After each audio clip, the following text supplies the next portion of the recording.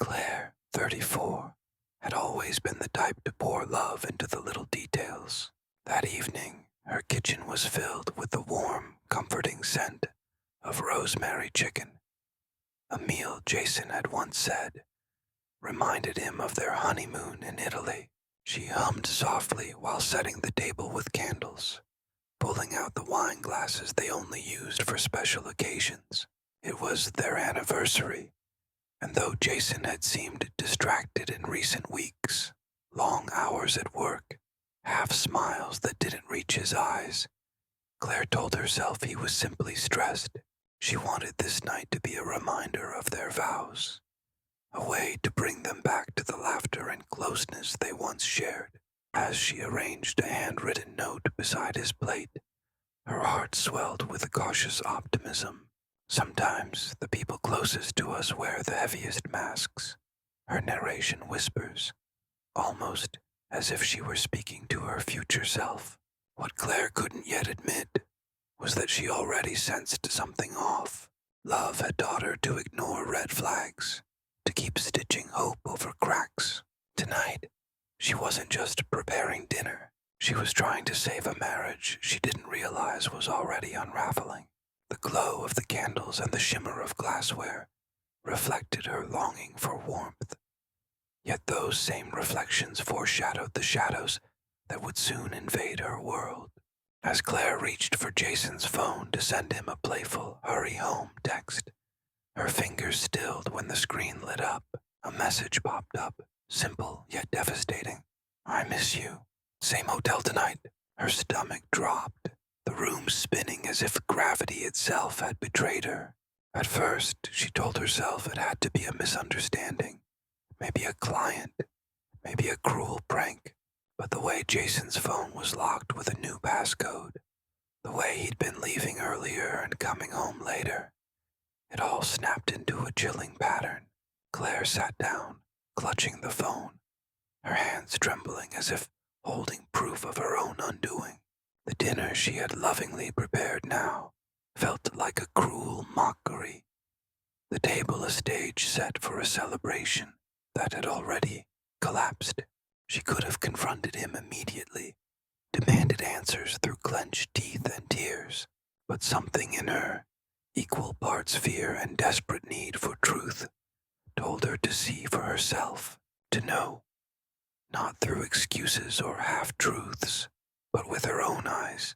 That decision, born from instinct and heartbreak, propelled her out of the safety of her candlelit kitchen and into the cold reality waiting just a few miles away.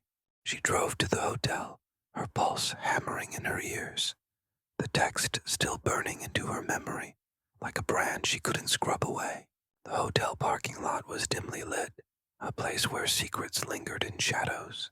Claire parked at a distance, her breath fogging the car window as she waited, each minute stretching into eternity.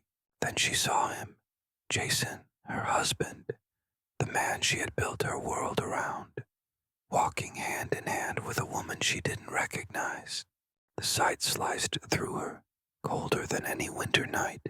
Claire's chest tightened, her throat closing as if the air itself had turned hostile. She watched as Jason leaned close, smiling in a way she hadn't seen him smile at her in years, his lips brushing the woman's forehead before pressing against her mouth. The kiss wasn't hurried or guilty.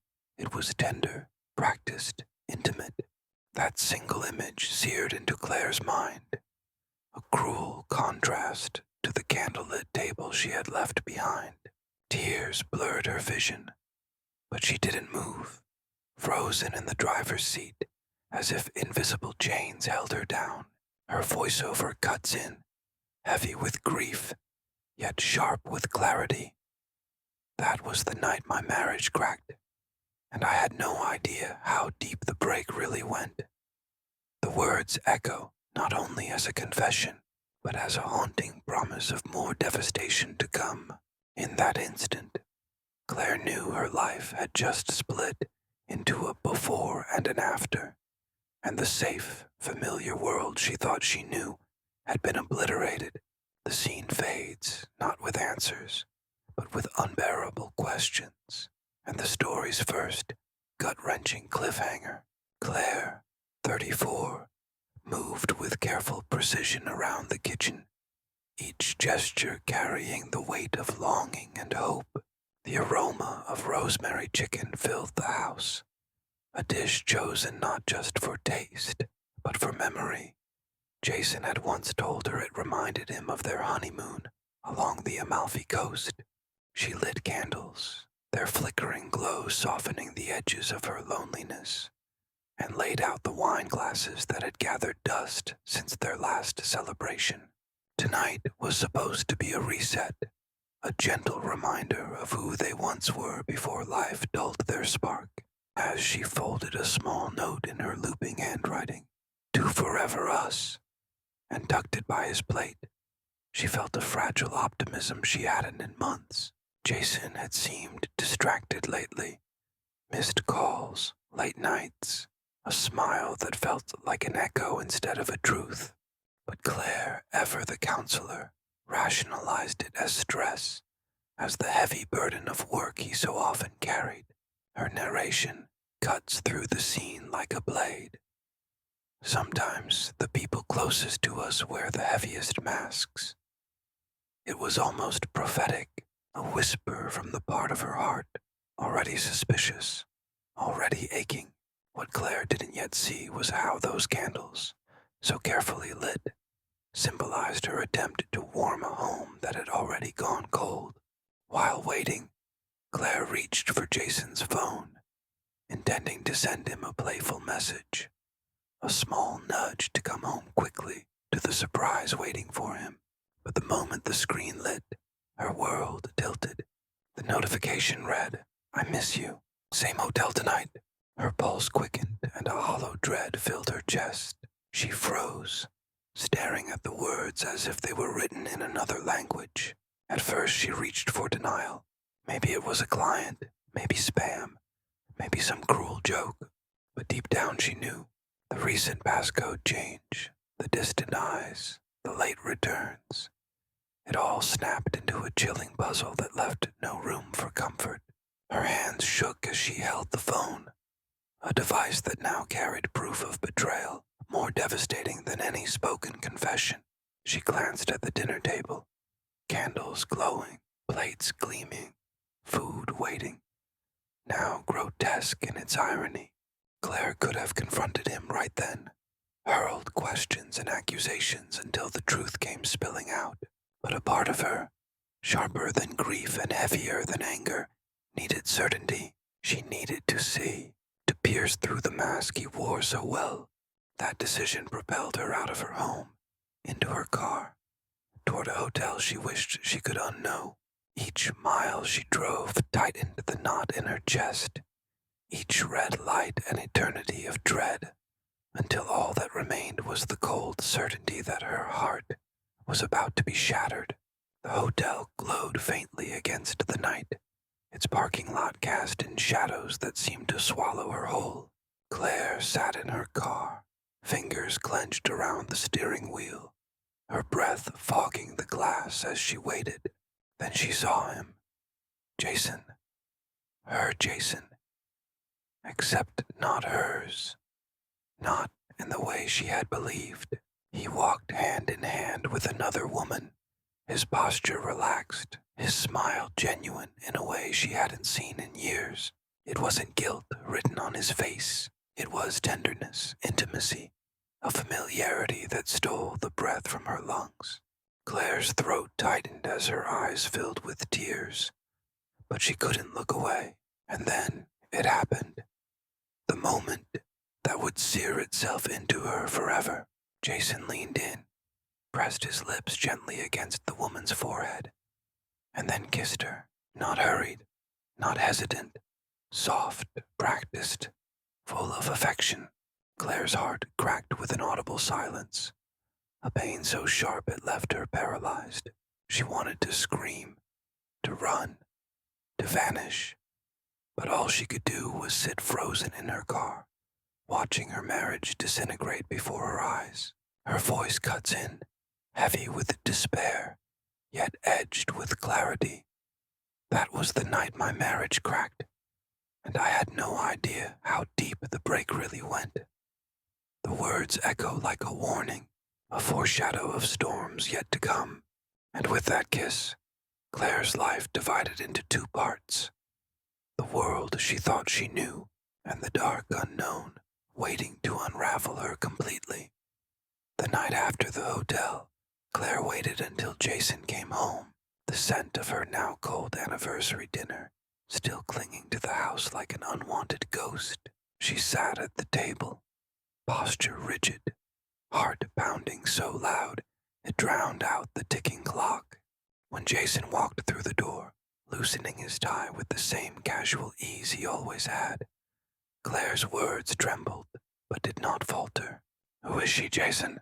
His eyes darted just for a split second, before softening into practiced calm. "What are you talking about?" he asked, his voice even, his tone controlled, as if she were the irrational one.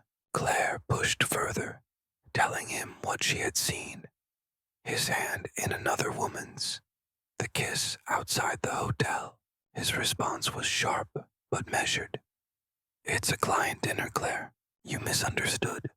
Do you think so little of me?" He sighed dramatically, rubbing his forehead like a man wronged.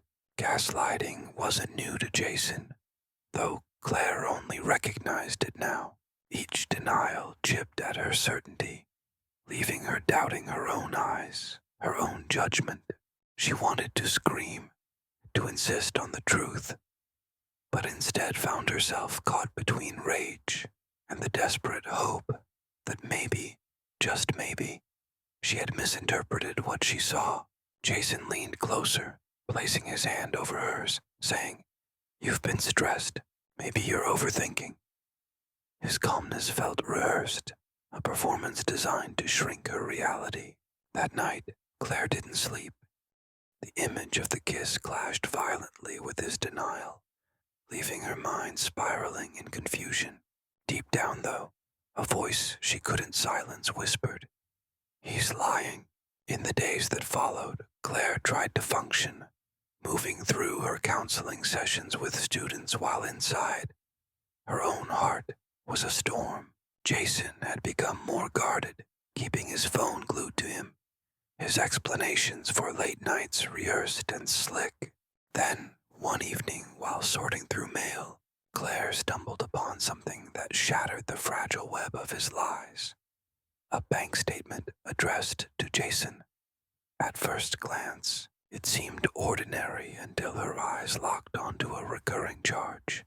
Rent payments for an apartment across town. Not small sums either, enough to sustain a second life. Her breath caught in her throat as she scanned line after line, her hands trembling so violently she nearly dropped the papers. Rent, utilities, grocery bills, all neatly deducted under Jason's name. It wasn't the occasional splurge of a man hiding an affair. It was stability, permanence. Claire sank into the couch, clutching the statement to her chest as if it were a live grenade. Rage mingled with devastation, but above all, there was clarity. This was no client dinner. No one rents an apartment for business. The lies were no longer theoretical. They were documented, undeniable, printed in black and white. Claire stared at the statement until the numbers blurred through her tears. Her mind replayed Jason's gaslighting words, the way he had looked her in the eye and told her she misunderstood. It wasn't just betrayal anymore. It was insult layered on deceit, a cruel attempt to bury her reality under his carefully crafted mask. That night, Claire made a choice. She would follow him again, not out of suspicion, but out of the need for proof she could no longer be talked out of. A week later, Claire trailed Jason's car through the winding streets of the city, her hands slick with sweat on the steering wheel. She kept her distance, pulse hammering, every red light an eternity of dread. Finally, he pulled up, not to a hotel, but to a modest townhouse on a quiet street. Claire parked down the block, her breath shallow as she watched him get out, carrying a grocery bag with casual familiarity. The front door opened and a woman appeared. Not the one from the hotel, but someone else entirely. Jason's face lit up in a way that cut Claire deeper than any blade. And then she heard it. A child's laughter spilling from inside. A toddler, barely 3, ran out the door and into Jason's arms, squealing, "Daddy!" Claire's vision blurred with tears, her heart collapsing under the weight of this revelation. It wasn't just another affair. It was a second life, a parallel world he had built, complete with a home, a woman, and a child who knew him as father. Her entire existence suddenly felt erased, like a chapter torn from a book and replaced with a story she was never meant to read. Claire's voiceover cuts in, raw and trembling. "I wasn't just betrayed, I was erased. He'd built a whole world where I didn't exist." The words carried the depth of her devastation, not merely the loss of a husband, but the realization that she had been living in the shadow of a secret family. In that moment, sitting in her car with the tears streaming, Claire's life as she knew it ended. This wasn't the crack of betrayal anymore. This was total obliteration. After discovering Jason's second life, Claire spiraled into a storm of emotions that refused to quiet. Some nights, she rehearsed confrontations in the mirror, practicing the words she longed to hurl at him. Other nights, she sat in silence, staring at their wedding photo as if it belonged to strangers. Rage and grief tore at her, but equally suffocating was the shame. How could she, a school counselor who guided others through crisis, have been blind to her own? The thought of exposing Jason filled her with dread, not just because of the fallout, but because she feared being branded a fool. When she finally confronted him again, her voice cracked under the weight of her truth. "I know about the apartment. I know about the child." Jason's response was chillingly calm. He sighed, ran a hand through his hair, and murmured, "It's complicated. She trapped me, Claire. You wouldn't understand." He wove half-truths with rehearsed precision, painting himself as the victim of manipulation rather than the architect of deceit. His words burrowed into her already fragile state, leaving her torn between anger and the gnawing need to believe him. Each time he gaslit her, "You're imagining the worst. You're paranoid. I'm still here with you, aren't I?" She felt her grip on reality slipping further. Claire's breakdown wasn't loud or explosive. It was the quiet unraveling of someone questioning not just her marriage, but her sanity. She was met with hesitation. Friends who once admired Jason now looked at her with thinly veiled doubt. "Are you sure?" they asked gently. "Jason doesn't seem like that type." Family, too, struggled to reconcile the image of the charming, dependable son-in-law with Claire's accusations. Jason was already ahead of her, spinning his own narrative. He painted Claire as unstable, overworked, even paranoid, an image that stuck because his calm charisma contrasted with her shaken demeanor. The isolation was brutal. It wasn't just betrayal she was fighting, it was invisibility. Then came the blow that dragged her pain into the legal realm. Sorting through documents, Claire discovered loans she had no memory of signing. Substantial ones, tied to her name, her credit, her future. Her stomach churned as she realized Jason had forged her signature to funnel money into maintaining his double life. The betrayal was no longer confined to their marriage bed. It bled into her financial security, her independence, her very survival. Each page she flipped felt like another chain, binding her to his deceit. The thought of confronting him about it chilled her, because she already knew the pattern. He would twist it back on her, insist she forgot, accuse her of being careless. She was not only fighting for truth now, she was fighting for her stability, her identity, and her ability to stand on her own feet. In a world where he had quietly undermined her from every angle. In the quiet hours of night, when the house was too still, Claire found herself in the kitchen, staring at photographs pinned to the fridge. Their smiles mocked her. Christmas mornings, vacations by the sea, anniversary dinners, all frozen moments of a life that no longer existed. She would trace her finger along the glass frame, whispering, "Were you lying here too?" Each picture, once a treasure, now felt like evidence of a crime she hadn't known was happening. Her grief was heavy, but so was her rage. As Jason's two worlds began colliding, missed calls, unexplained absences, conflicting stories, the cracks in his lies grew wider. Claire watched him stumble to cover inconsistencies, his once perfect mask slipping at the edges. She noticed details. A child's drawing stuffed hastily in his briefcase, perfume that wasn't hers clinging to his shirt. The pressure mounted, not just for him, but for her. Every unraveling thread proved she wasn't crazy, but it also confirmed the scale of his betrayal. It wasn't just about love anymore. It was about survival, about reclaiming the reality he had stolen. Alone in her kitchen, surrounded by ghosts of a false marriage, Claire made a quiet vow. She would not be erased. Jason had written her out of one world, but she would write herself back into her own. And as his lies began to collapse under their own weight, Claire braced herself, not just for the truth, but for the war it would unleash. When the full scope of Jason's betrayal finally settled in, Claire faced a choice: destroy him in fury, or protect herself with precision. Revenge would have been satisfying in fleeting ways. Screams, public humiliation, dramatic scenes. But she knew it would leave her drained and vulnerable. Instead, she chose a path that required courage and strategy. She quietly sought legal advice, her hands trembling as she handed over the forged loan documents and bank statements.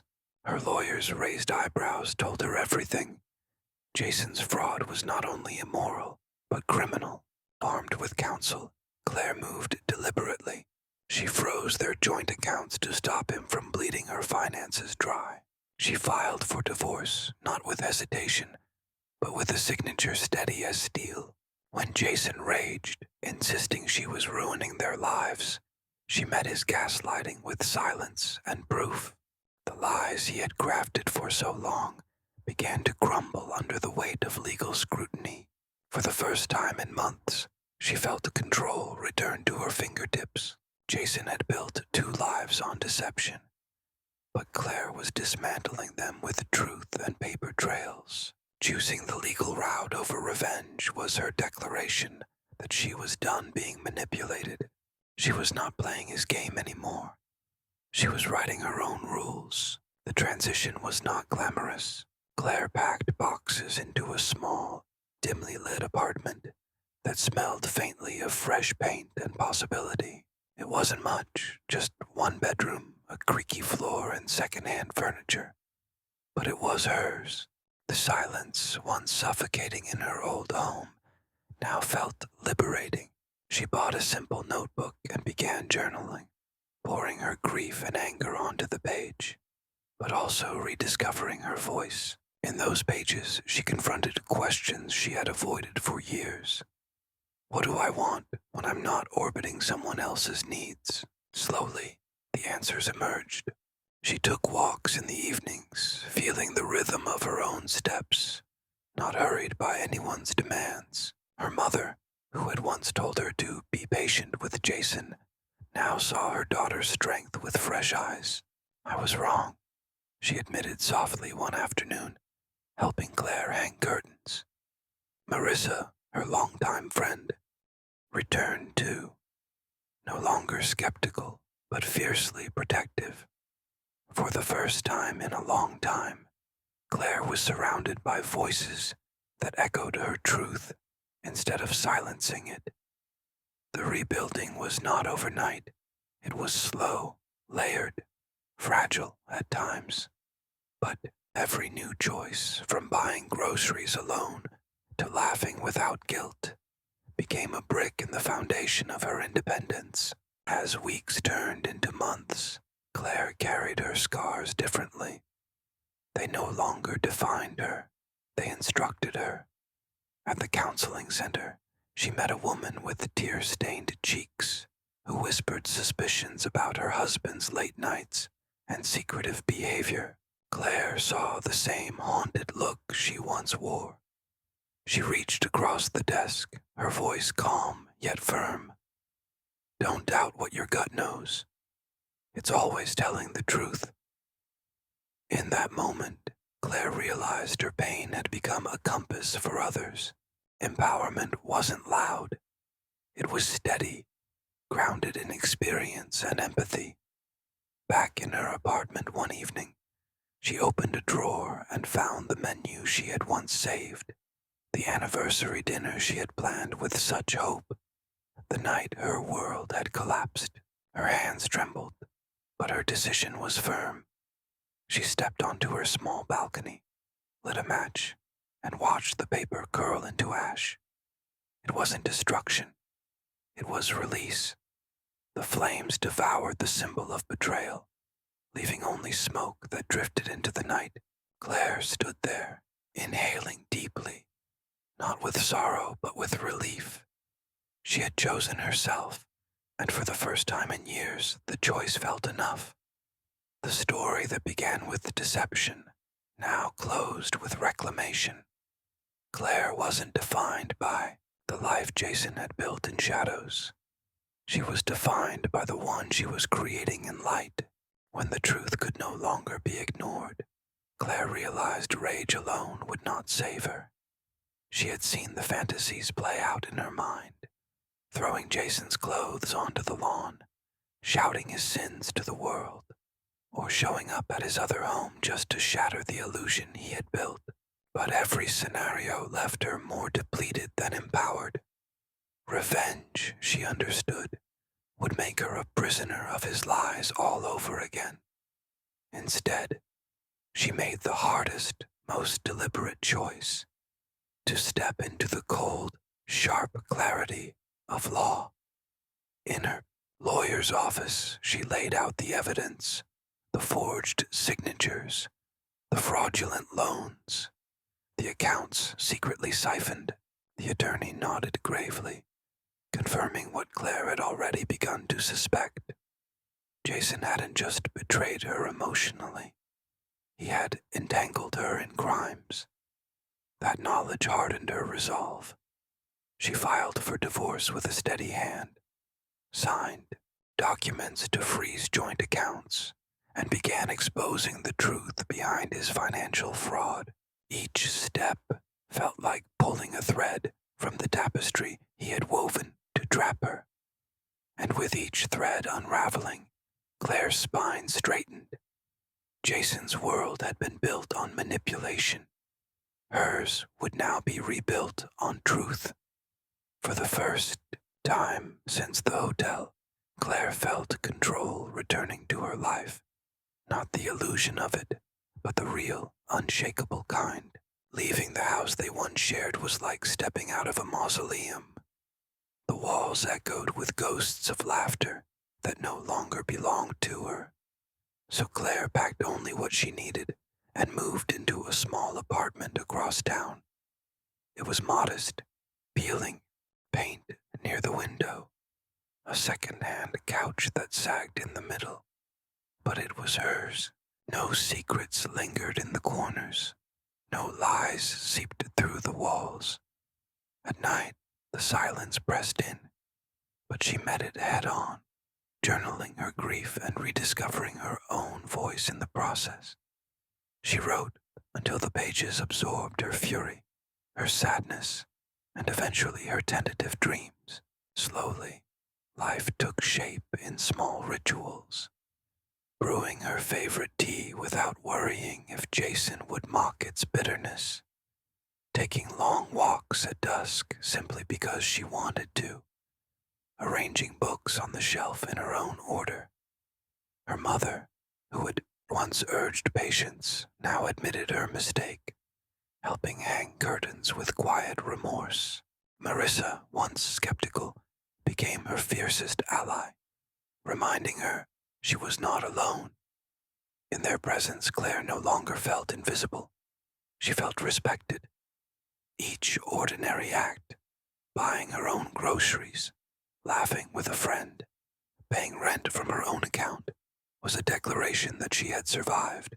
Rebuilding wasn't swift or glamorous, but brick by fragile brick, Claire was constructing a life grounded not in someone else's deceit, but in her own strength.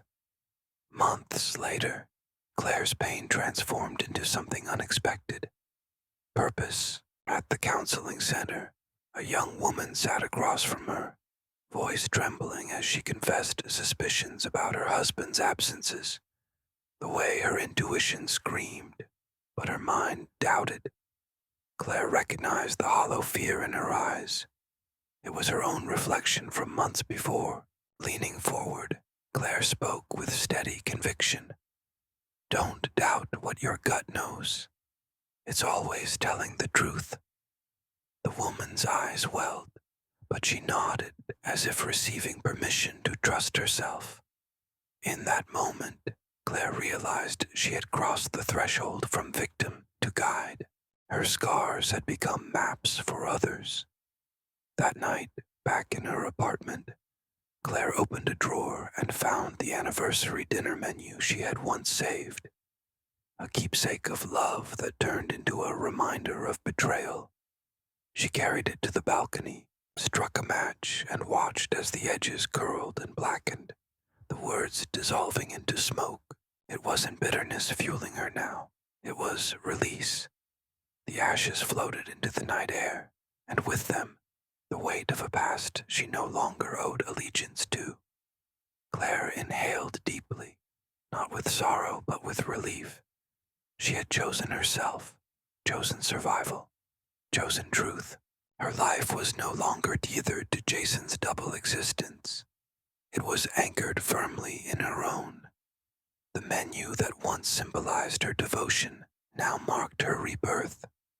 And as the flames died out, Claire stood taller, knowing she had not only survived betrayal, but transformed it into strength.